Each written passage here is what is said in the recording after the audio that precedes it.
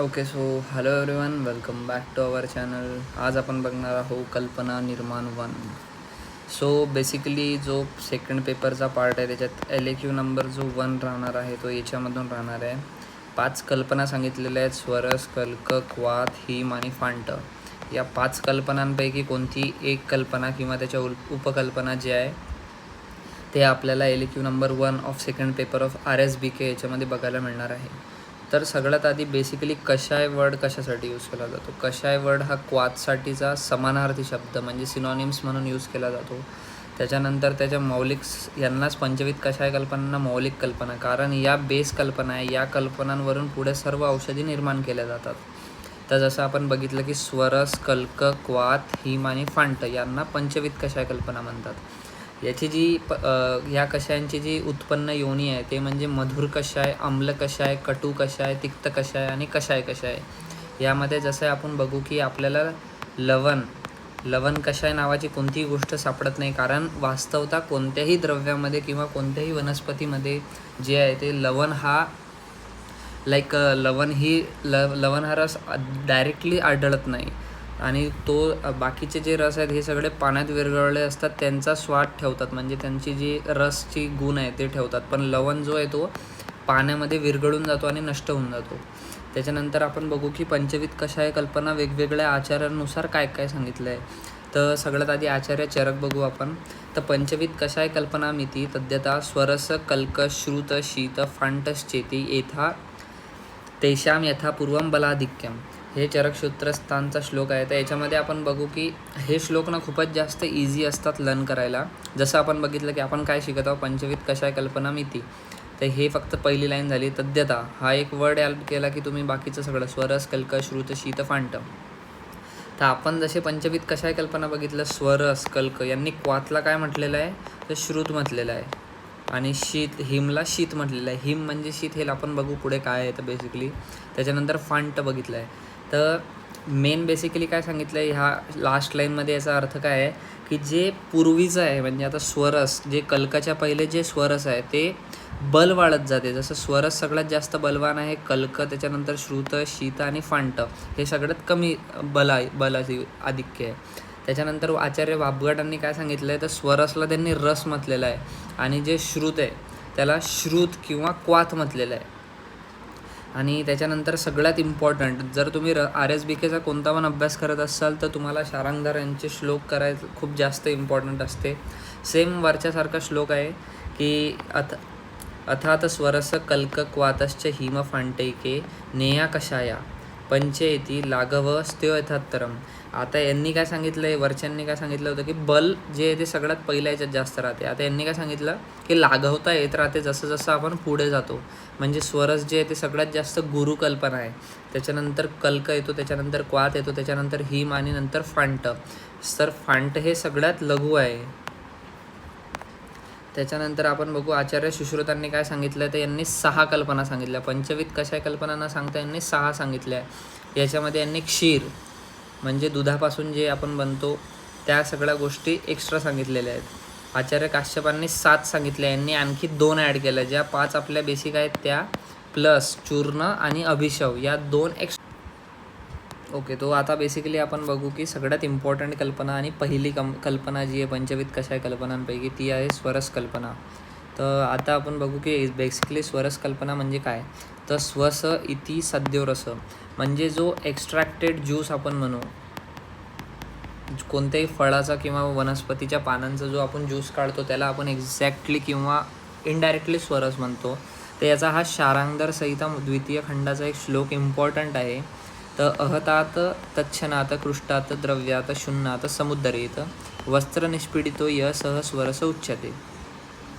आता इथं आपण जो बघू की अहतात तच्छनात कृष्टात द्रव्यात शून्यात समुद्रेत वस्त्र निष्पीडितो हा जो शब्द आहे हा खूप जास्त इम्पॉर्टंट आहे. आचार्य चरकांनी या वस्त्राच्या निष्पीडितोपेक्षा यंत्र निष्पीडितो सांगितलं, म्हणजे यंत्राद्वारे ज्याचे निष्पीडन करून जो रस प्राप्त होतो त्याला आपण स्वरस म्हणतो. आणि आचार्य जे शारांगधर आहे यांनी काय सांगितलं आहे, वस्त्राद्वारे जो आपण रस काढतो आणि त्याला आपण स्वरस असे म्हणतो. तर वनस्पतीच द्रव्य कुटून त्यातील द्रव्यरूप भाग पिळून घेऊन काढला असतात त्या वनस्पतीच्या स्वरस असे म्हटले जाते. म्हणजे वनस्पतीचे जे द्रव्य आहे त्यांना आपण कुटून करतो. ते आता आचार्य चरकांनी यंत्राद्वारे सांगितलं आणि आचार्य शारंगधरांनी वस्त्राद्वारे सांगितलं. हा MCQचा एक खूपच जास्त इम्पॉर्टंट पॉईंट आहे. MCQ इथूनच बनू शकतो. यापासून जो आपल्याला रस प्राप्त होतो आपण त्याला स्वरस म्हणतो. याचे पर्याय पेपरमध्ये ना खूप जास्त सिम्पल फॉर्मॅट राहतो, त्याच्यामध्ये पर्याय पण राहतात. ते याचे बेसिकली 5 पर्याय आहेत. स्वरसचा रस, स्वरस जो स्वतः एक त्याचा पर्याय आहे, निर्यास, नीर आणि अंबू, हे 5 पर्याय त्याचे सांगितले आहे स्वरसचे. आणि याच्यामध्ये सिद्धांत म्हणजे कोणत्या पद्धतीने आपण त्याची प्राप्ती करतो, तर कुटन आणि निष्पीडन हे 2 संस्कार याच्यामध्ये यूज करतात. आणि सिद्धी लक्षणं जे आहे ते गंधवर्ण रसोद्भवम, तर गंधो वर्णो रसोद्भवम हा बेसिकली श्लोक तुम्ही प्रत्येक कोणत्याही कल्पनेमध्ये लिहू शकता. या श्लोकाचा अर्थ असा होतो की जो बेसिकली आपण प्लांट घेतला सगळ्यात आधी, कोणती वनस्पती घेतली तर त्याचा गंध जो आहे, त्याचा वर्ण जो आहे, त्याचा रस हा त्या द्रव्यात समान राहील. म्हणजे जो आपण आता याच्यापासून स्वरस बनवू, याचं जे गंधवर्ण रस आहे हा सगळा एक्झॅक्ट त्याच्या मेन द्रव्या समान राहणार आहे. त्याच्यानंतर आपण बघू की स्वरस तयार करण्याच्या पद्धती. आता स्वरस आपण 3-4 प्रकारे तयार करू शकतो डिपेंडिंग ऑन द वनस्पती आपण कोणती घेत आहोत. तर सगळ्यात जी सिम्पल मेथड आहे की एक भाग जे आपण वनस्पतीचं द्रव्य चूर्ण स्वरूपात घेऊ त्याच्या दुप्पट, म्हणजे 1 काय आहे तर द्रव्य आहे, त्याच्यामध्ये आपण त्याचं काय टाकणार आहोत, 2 भाग पाणी टाकणार आहोत, जल. आणि याला 24 तास म्हणजे 1 अहोरात्र जे आहे ते तसंच ठेवणार आहोत. त्याच्यानंतर जे मिश्रण आपण तयार केलेलं आहे त्याला एक वेळा आपण ढवळून घेऊ आणि वस्त्राच्या सहाय्याने गाळून घेतल्यावर जो आपल्याला प्राप्त होतो त्याला आपण स्वरस म्हणतो. बेसिकली हा त्याचा एक शॉर्टकट फॉर्म्युला आहे. तर वनस्पती 1 भाग, पाणी 2 भाग, 24 तास अहोरात्र आपण तसं ठेवू, त्याला सकाळी ढवळण करून त्याचे स्वरस प्राप्त करू, वस्त्रातून गाळून घेऊ. आता सगळ्यात आधी आपल्याला त्या प्रत्येक स्वरसाचे काहीतरी एक्झाम्पल्स असतात पेपरमध्ये, ते पण येतात. तर याचा श्लोक खूप जास्त इम्पॉर्टंट नाही आहे, केला तर चालून जाईन. अद्रक शौद्रयुक्तम, तर म्हणजे काय सांगितलं आहे, घटक द्रव्य काय याच्यामध्ये, तर अद्रक आहे. यंत्र कोणते वापरू, प्रत्येक याच्यामध्ये ह्या पद्धतीने तुम्ही लिहा. म्हणजे जसं घटक आलं याच्यामध्ये आपण काय वापरलं, अद्रक वापरलं. यंत्र काय तर कापड वापरला माहिती आहे, वाटी वापरली अद्रक ठेवायला किंवा स्वरस काढायला. नंतर खल वापरला अद्रक ठेचण्यासाठी, आणि सुरी वापरली त्याचे छोटे छोटे तुकडे करण्यासाठी. तर पद्धत म्हणजे निर्माण विधी देखील आपण याला म्हणतो. तर निर्माण विधीमध्ये आपण प्रत्येक द्रव्याची ती निर्माण विधी इम्पॉर्टंट आहे. जसं बाहेरील त्वचा अद्रकाची काढून घेऊ, त्याच्यानंतर त्याला पाण्याने धुवायचे, छोटे छोटे तुकडे करून घेऊ आणि बाहेर तुकड्यानंतर त्याला खलमध्ये टाकून बाहेर काढून कपड्याच्या साहाय्याने पोटली बांधू आणि त्यावर भार दिल्यास अद्रकाचा आपल्याला स्वरस प्राप्त होतो. याचा उपयोग जो आहे तो प्रतीक्षाय, श्वास, कास, जसं आपण बघितलं की द्रव्यगुणमध्ये तुम्ही शिकला असाल की प्रतीक्षाय, श्वास, कास, अरुची, मधाबरोबर घेतल्यानंतर आपल्याला जे म्हणजे याच्यासोबत मध काय आहे आलं, हे अनुपान आलं मधासोबतचं. आणि याची जी मात्रा आहे ती 24 ml आलेली आहे. 24 ml या सगळ्या व्याधींमध्ये त्याचा उपयोग होतो. ही त्याची मात्रा आणि हे त्याचं अनुपान. त्याच्यानंतर दुसरं आहे तुलसी स्वरस. याच्यामध्ये सेम बघा तसंच घटक द्रव्य काय, आपण तुलसीपत्र वापरलं. उपकरण काय आहे तर सुती कापड घेतला, वाटी घेतली आणि खलवं यंत्र घेतलं. निर्माण विधी सेम त्याच प्रकारे. सगळ्यांची निर्माण विधी बेसिकली जर तुम्ही एखादी जर निर्माण विधी बघितली तर तुम्ही सगळ्यांची तशी लिहू शकता. त्याच्यामध्ये काहीतरी चेंजेस आहे. आता तुलसीची आपण साल काढू शकत नाही, त्यामुळे डायरेक्ट तुलसीचे जे पत्र आहे ते स्वच्छ धुवून घेतले, ते खलवं यंत्रात त्याचे मर्दन केले, सुती कापडात त्याची पोटली बांधली आणि भार देत त्याचा स्वरस प्राप्त केला.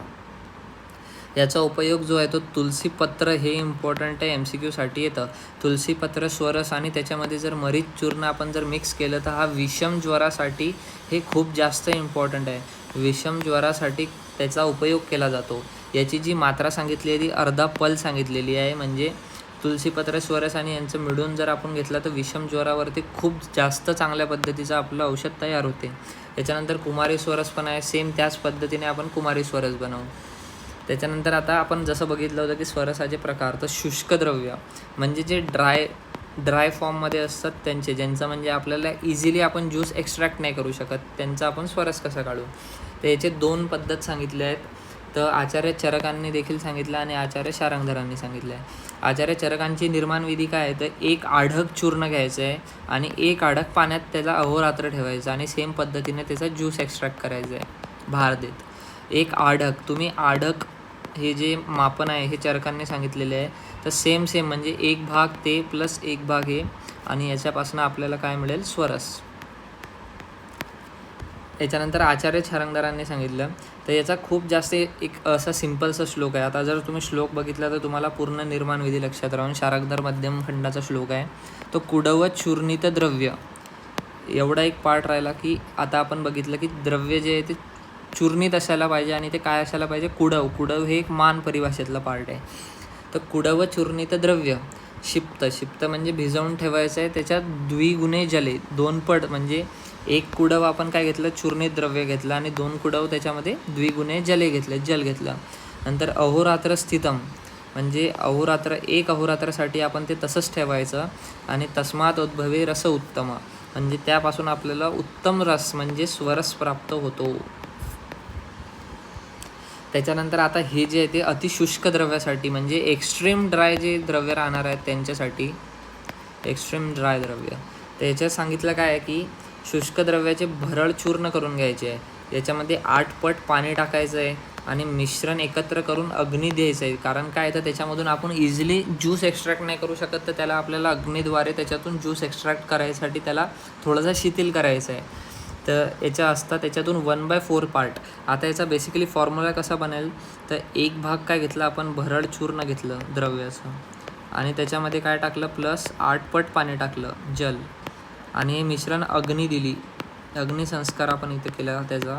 आणि याच्यापासून 1/4 भाग जेव्हा शिल्लक राहीन हे पूर्ण मिश्रणातून, त्यावेळेस त्याला गाळून घ्यायचं, आणि याला आपण स्वरस म्हणू. याचा श्लोक पण खूप जास्त सोपा आहे. आदय शुष्क द्रव्यम स्वरसनाम संभवेत जलेम अष्टगुणिते, म्हणजे 8 पट जल घेतलेला आहे, आणि साध्य पादशिष्टच्या गृह्येत, म्हणजे 1/4 भाग शिल्लक राहीपर्यंत जर आपण त्याला आटवलं आणि त्याच्यानंतर त्याला स्वांगशीत झाल्यानंतर गाळून घेतलं, तर आपल्याला त्याचा स्वरस प्राप्त होईल. ही झाली आपली एकदम शुष्क. आता जो आमच्या सिनियर्सचा पेपर होता, लाईक 2022च्या बॅचसाठी जो पहिला पेपर आला होता, त्याच्यामध्ये आलं होतं की स्वरसाच्या उपकल्पना लिहा. तर स्टार्टिंगला ना खूप सारे लोक आहे, त्यांना अजून पण म्हणजे आमच्या बॅचचे किंवा ज्यांनी पेपर देऊन पण गेले त्यांना इम्पॉर्टंट हे गोष्ट माहीत नाही आहे की पुटपाक स्वरस जो आहे ती उपकल्पना आहे स्वरसची. आपण बेसिकली बघतो की उपकल्पना स्वरसची नाही सांगितलेली आहे, पण बेसिकली उपकल्पना स्वरसची जी आहे ती पुटपाक स्वरस आहे. याचा श्लोक पण खूप जास्त सोपा आहे. शारंगधर संहिता मध्यम खंडाचा आहे. पुटपाकस्य कालकस्य स्वरसो गृह्यते यतः अतस्तु पुटपाकानाम युक्तिस्त्रयतो मया.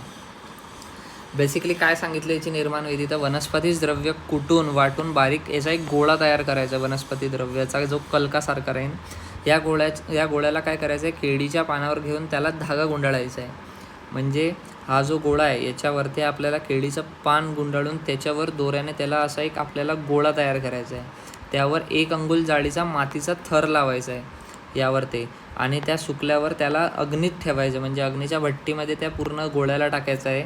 आणि सर्व बाजूने जेव्हा ते लाल होईल त्याच्यानंतर अग्नीतून बाहेर काढायचं आहे. आणि आतील बाजूला जो कल्क राहील त्याला मोजपात्रात पिळून घ्यायचं आहे. कारण मोजपात्रात का बरं, तर आपल्याला मोजायचं आहे एक्झॅक्ट आपल्याला किती ज्यूस एक्स्ट्रॅक्ट करायचं आहे, तर याला आपण स्वरस म्हणू. याचं जे एक्झाम्पल सांगितलं आहे ते वासा पुटपाक सांगितलं आहे. तर वासा जो आहे ही वनस्पती खूप जास्त शुष्क असते. याच्यात पत्रांपासून ना आपण एकदम म्हणजे इझिली ज्यूस एक्स्ट्रॅक्ट नाही करू शकत. तर याच्यामध्ये आपण काय घेतलेलं आहे, घटक द्रव्य बघा, वासापत्रचा कल्क घेतलेला आहे, पलाशपत्र किंवा गंभर हे घेतलेलं आहे. पलाशपत्राचा उपयोग केला जातो इथं.